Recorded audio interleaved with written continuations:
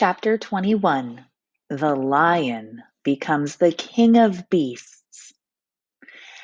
After climbing down from the China Wall, the travelers found themselves in a disagreeable country, full of bogs and marshes and covered with tall, rank grass. It was difficult to walk without falling into muddy holes, for the grass was so thick that it hid them from sight. However, by carefully picking their way, they got safely along until they reached solid ground. But here the country seemed wilder than ever, and after a long and tiresome walk through the underbrush, they entered another forest, where the trees were bigger and older than any they had ever seen. "This forest is perfectly delightful," declared the lion, looking around him with joy. "Never have I seen a more beautiful place." "It seems gloomy," said the Scarecrow. "Not a bit of it," answered the Lion. "I should like to live here all my life. See how soft the dried leaves are under your feet, and how rich and green the moss is that clings to these old trees. Surely no wild beast could wish a pleasanter home." "Perhaps there are wild beasts in the forest now," said Dorothy. "I suppose there are," returned the Lion, "but I do not see any of them about." They walked through the forest until it became too dark to go any farther. Dorothy and Toto and the Lion lay down to sleep, while the Woodman and the Scarecrow kept watch over them as usual. When the morning came, they started again. Before they had gone far, they heard a low rumble, as of the growling of many wild animals.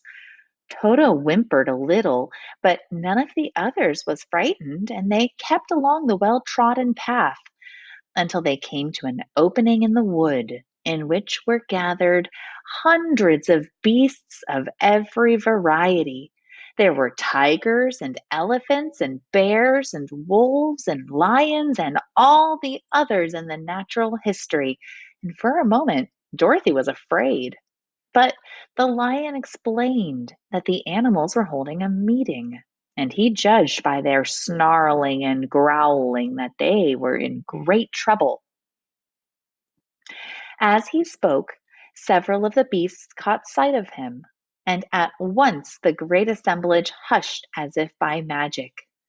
The biggest of the tigers came up to the lion and bowed, saying, "Welcome, O King of Beasts. You have come in good time to fight our enemy and bring peace to all the animals of the forest once more." "What is your trouble?" asked the lion quietly. "We are all threatened," answered the tiger, "by a fierce enemy which has lately come into this forest. It is a most tremendous monster, like a great spider, with a body as big as an elephant and legs as long as a tree trunk.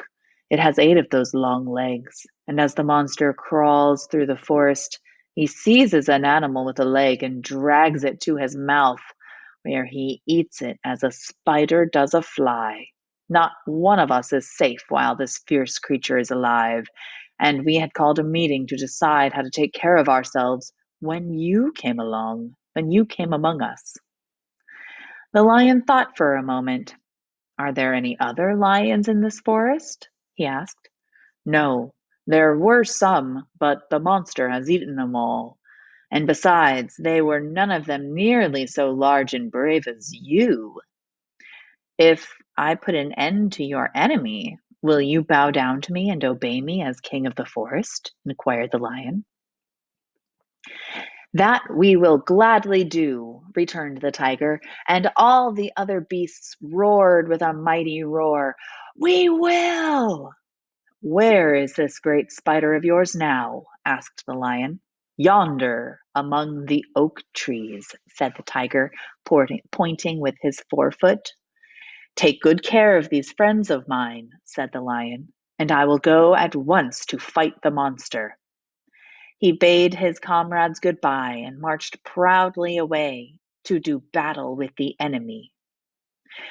The great spider was lying asleep when the lion found him, and it looked so ugly that its foe turned up his nose in disgust.